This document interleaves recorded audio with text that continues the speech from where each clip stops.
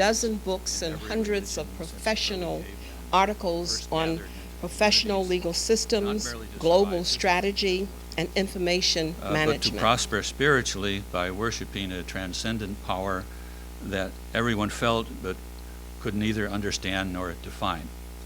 Some of the founders of America made that point, which is interesting to me, that communities, people gathered into communities for spiritual reasons, more than just so they could hunt the mammoths and the mastodons more effectively. We don't know whether this is true, but it makes sense.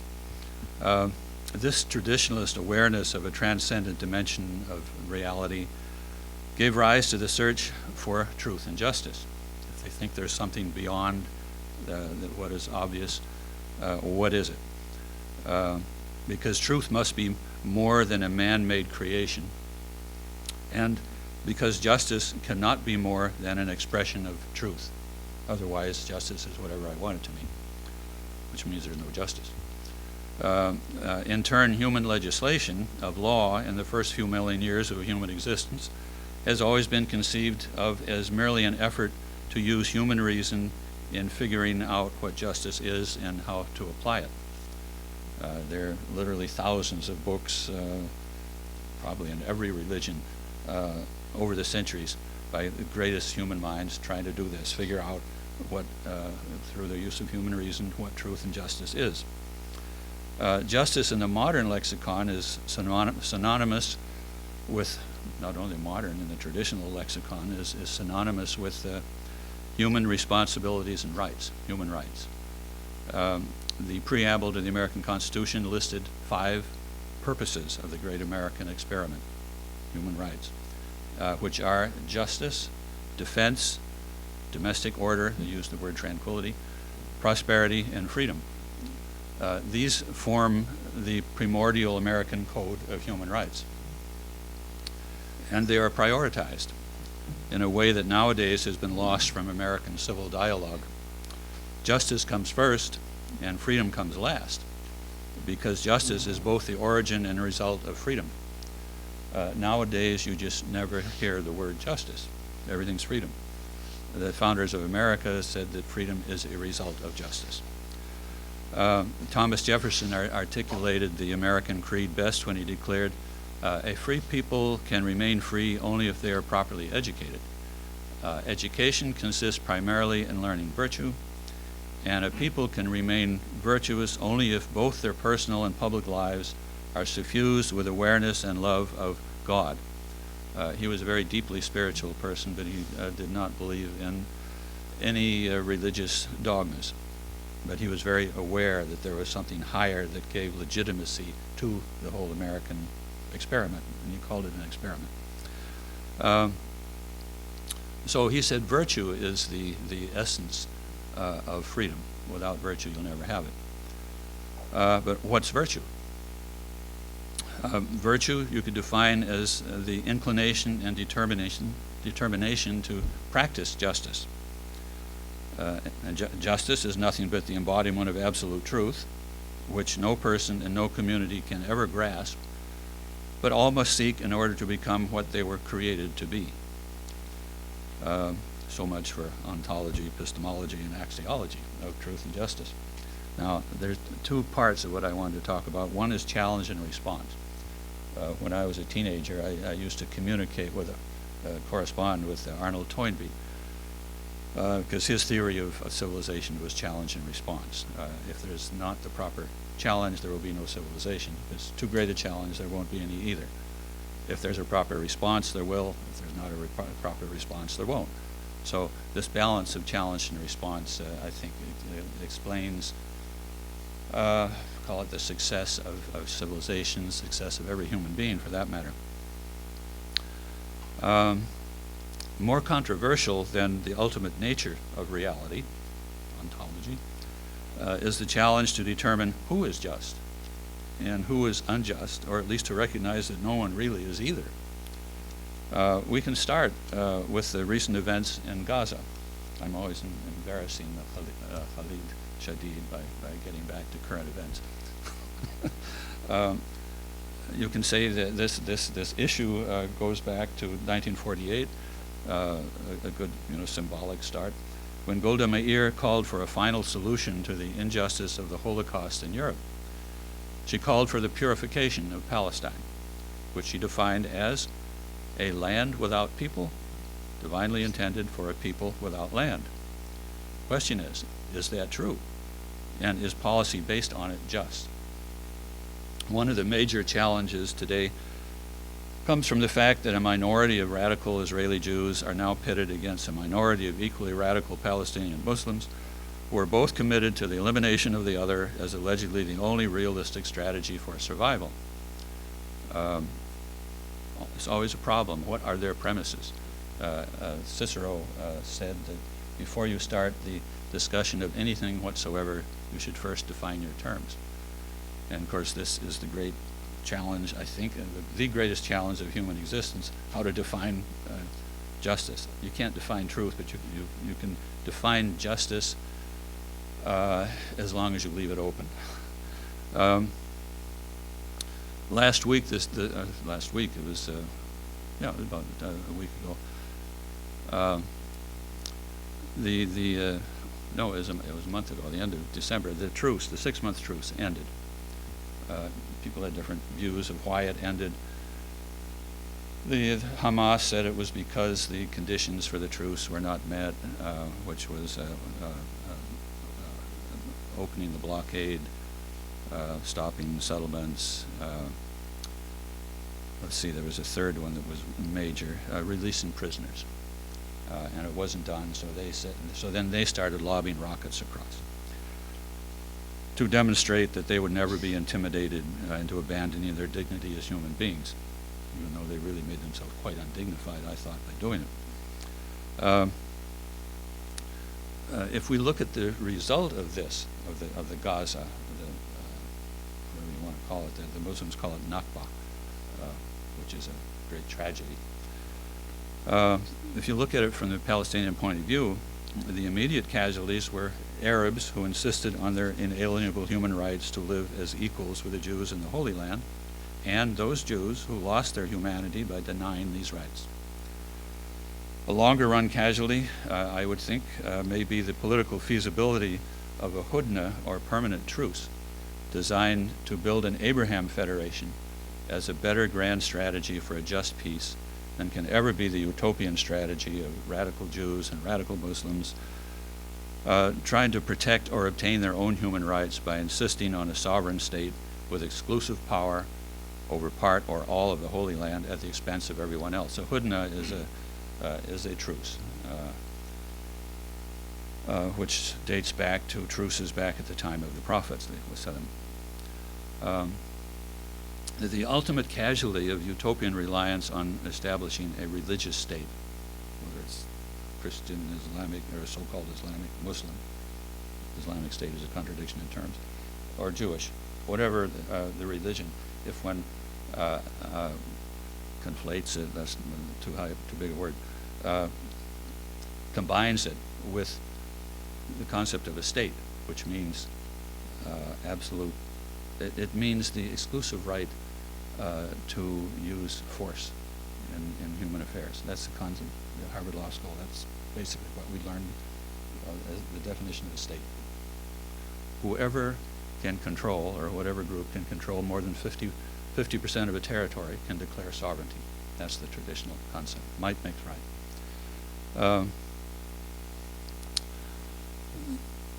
So if one looks at this as the definition of a state, and people of a religion want to impose their religion in the form of a state, the result will be continual warfare, at least continual conflict. So the loss, let's call it the Nakba in Gaza, may have caused the loss of a chance, at least for the immediate future, for Jews and Muslims to build economic and political justice through faith-based reconciliation and faith-based cooperation. This is what the organization where I work is focusing on. faith-based reconciliation in order to have faith-based cooperation. It's interesting, Muslims are almost always not aware of some of the greatest writings of the Islamic scholars. For example, Ibn Taymiyyah, he's used by the Saudis to justify the exact opposite, but his teachings, if you read them, support the separation of church and state, two power centers, not the separation of faith and reason. He died in prison because he insisted that the exclusiveness of a religious state, and especially the political pretensions of a so-called Islamic caliphate, are among the worst abominations known to man. Osama bin Laden wants to establish a global caliphate. All the great scholars oppose that. There's many scholars who go along with that. You can always find extremist Muslim scholars, but they were generally in a minority. He taught that every community can be Islamic only to the extent that it is based on a moral consensus among the spiritual leaders and scholars about the nature of truth and justice. This is also, I would say, a good definition of America. The ultimate result of the attack on the people of Gaza, designed to marginalize the Hamas government, may be rejection of the very principles emphasized throughout the Quran and also in the Bible as the only true source of peace, namely truth, which is referred to in the Quran as al-haq, and justice referred to as adl. And these are the two things I want to discuss, truth and justice. I'll have to skip some of this. The Quranic basis for a paradigm shift from peace through power to peace through justice is recognition that justice based on truth is the ultimate power in the world. And it's all these two, al-haq and al-adl, or also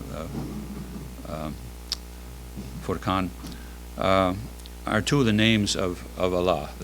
They say there are 99 names of Allah in the Quran. Actually, there are probably more than that. And as I say, one is Surah, chapter al-haq, which is the 69th of the 114 surahs, and Surah Furqan is the 25th.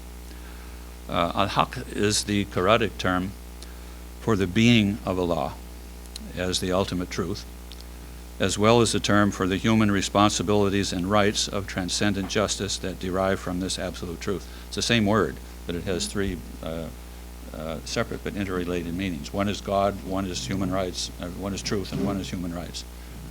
You find this very often in Arabic, that one word will have several different meanings. And this is why it's impossible to translate something, translate the Quran word for word. You have to, well, the great scholars have footnotes that are a lot longer than the Quran.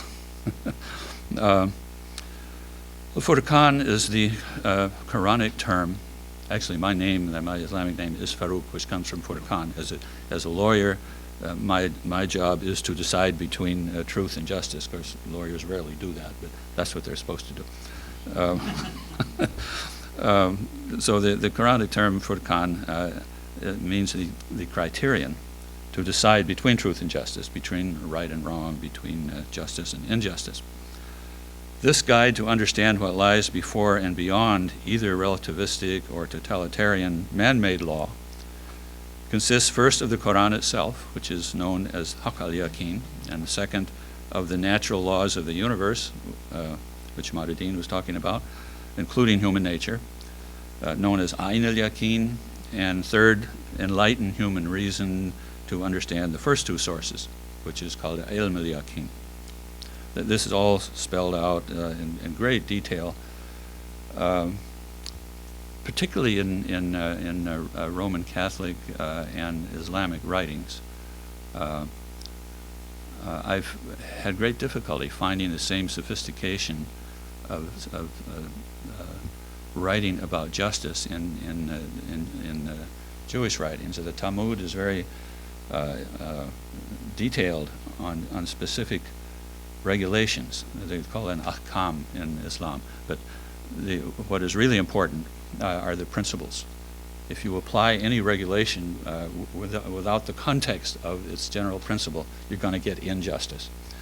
And there's a word for this set of general principles, the code of human rights, you might call it in Islam. It's maqasid al-sharia, which are the purposes of the sharia. The sharia is a broad term. I translate it as Islamic thought, really, but some people just call it law. And then they confuse it with all these regulations, which derive their meaning from the purpose. As a Muslim, we say Allah made the source and importance of justice clear throughout the Quran. In an amazingly little cited ayah or verse, Surah Al-An'am 6:115, Allah informs us that the message of your Lord is completed and perfected in truth and in justice. Which really is a summary of the entire Quran, in my view. Referring to those who manifest taqwa in their loving awareness of Allah. Taqwa is usually translated as fear, but if you see the way it's used in the Quran, a much better translation would be loving awareness of Allah and submission to Allah because He alone, or she, or whatever, deserves it. And Allah says in Surah Al-Ma'idah, verse 8, "And do not let hatred of a people divert you from the path of justice. Be just, it is closest to excellence and piety." So taqwa, submission with love to Allah because He deserves it, is higher than justice, but justice comes from it. Without the motivation of love, people wouldn't bother about justice. There's a word in Islam, infaq, which is the human nature to incline towards doing good for others. Some people say we're very selfish. When we do something good for others, we do it just to make ourselves feel good. But in Islam, this is part of human nature. Dr. Edward Higgins has a bachelor's degree from the University of Maryland, a master's from American University, and a doctorate from Catholic University in political philosophy. He has taught at universities in the United States and Germany.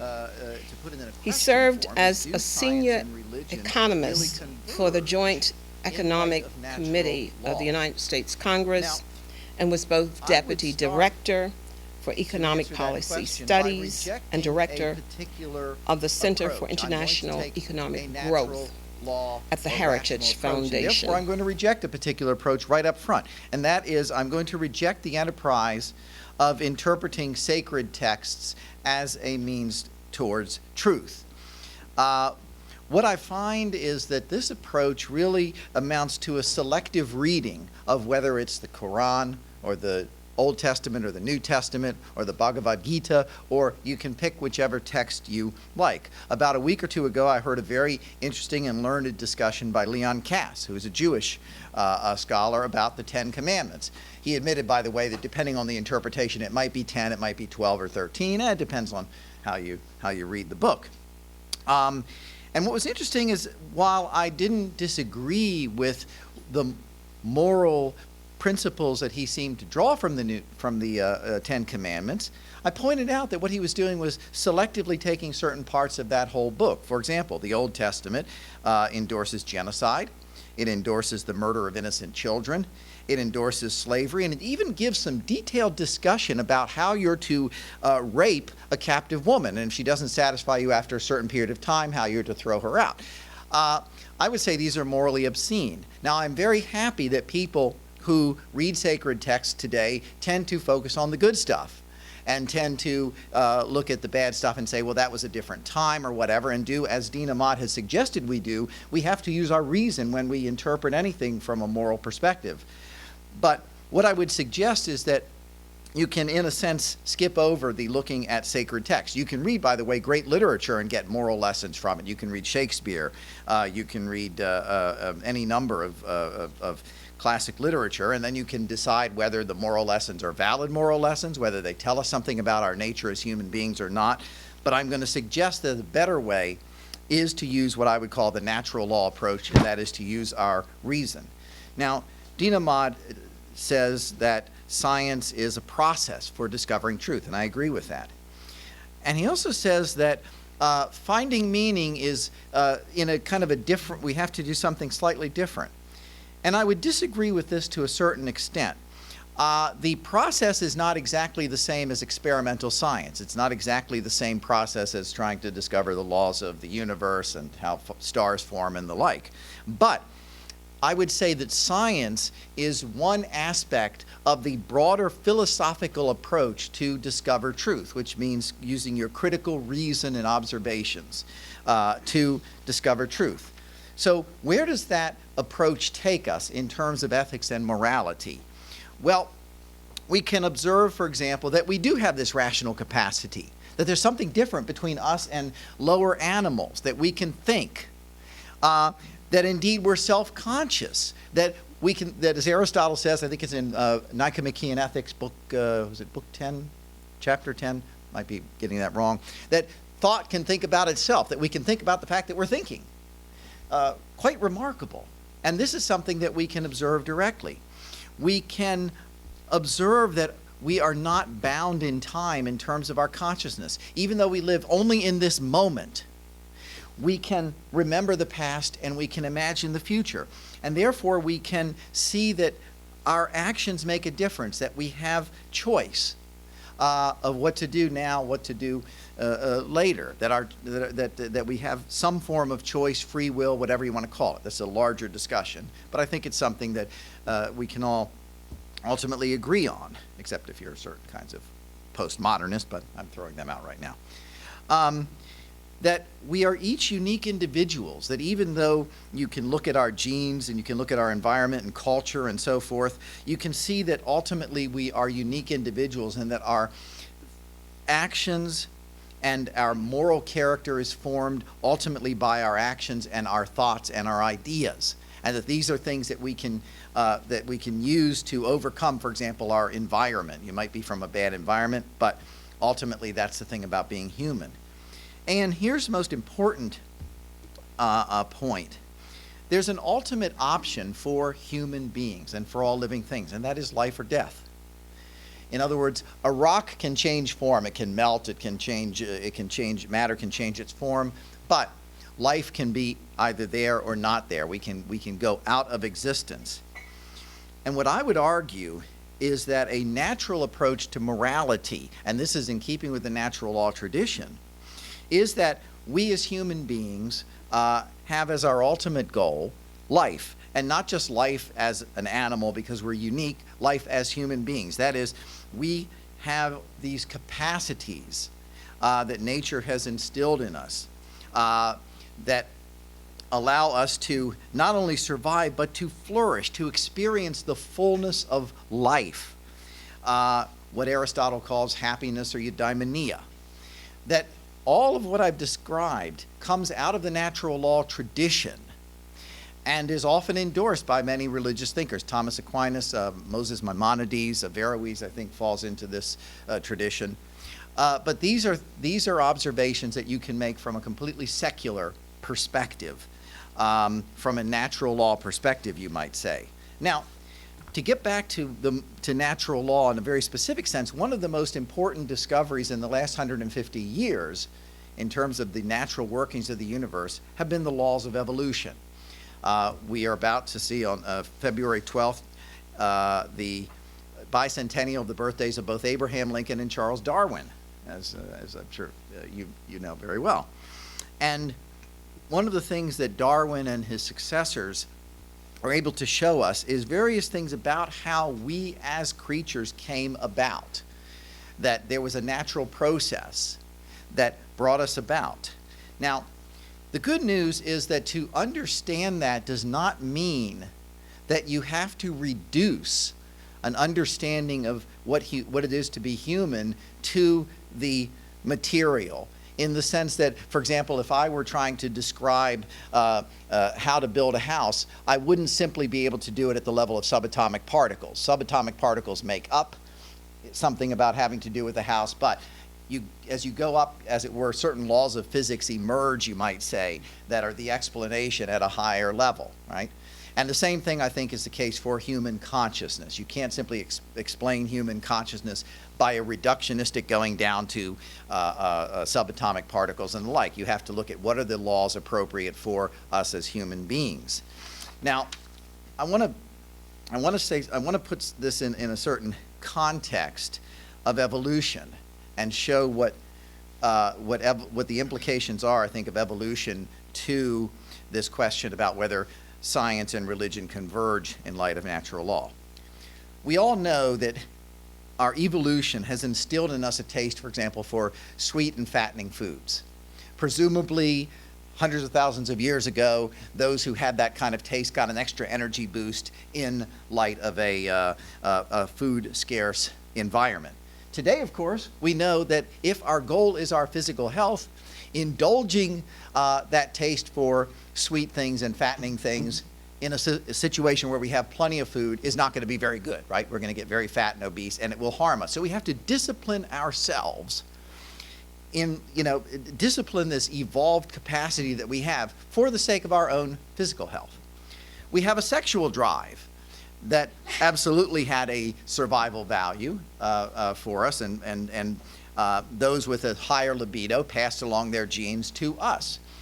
But we also know that, for example, we have to discipline that drive as well, not just because we don't want to get slapped or arrested every time that drive might come up and we might want to do something about it, but because of our psychological nature, if we want to have personal, intimate, loving relations with others, we know we have to discipline that drive, not out of self-sacrifice, but as it were out of self-respect for ourselves and our desire to have intimate, personal, loving, long-lasting relations with others.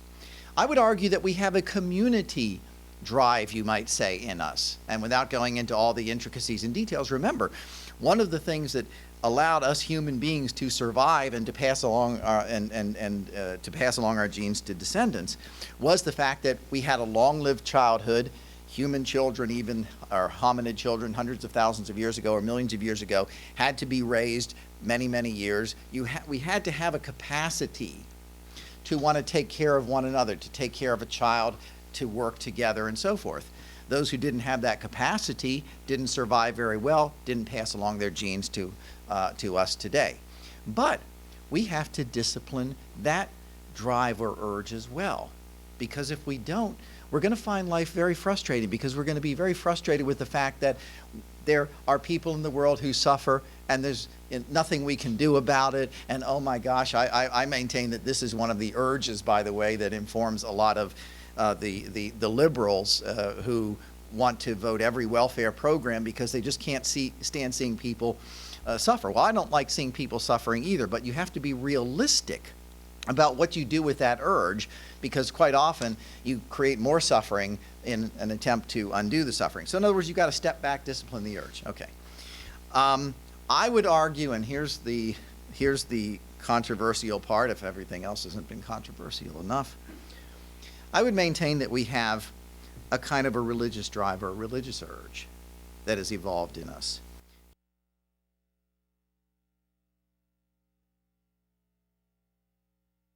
Hit it, hit it, hit it.